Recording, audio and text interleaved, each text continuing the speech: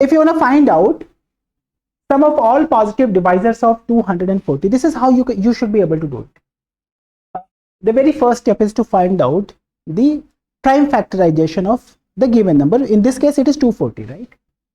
So 240 का हम निकालेंगे prime factorization, which is, I would say it is 8 into 30, something like this, and then 16 into 15, and then this number is 2 raised to 4, and 15 can be written as 3 into 5.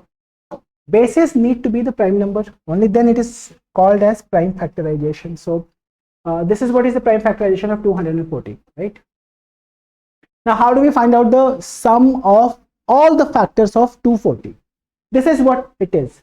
You start with this exponent, and then you add 2 raised to 1, 2 raised to 2, 2 raised to 3, and 2 raised to 4. That is what you should do. You should do with each exponent. Now into, you got from 3 raised to 0 and then 3 raised to 1. It's pretty simple. You know what? Once you understand why am I doing it, probably the job will really be simple. But abhi main wo bata nahi pa raha hu because this is an assessment test. We are assessing you, and we have made detailed videos on this. And in the classroom, the concept will be absolutely clear. Do not worry about it. So 5 raised to 0 and 5 raised to 1. And if you add this, this is what? 1 plus 2 plus 4 plus 8 plus 16. Collectively, this value is nothing but 31, right?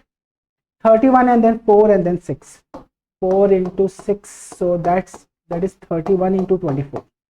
31 into 24 is coming out to 720 plus 24.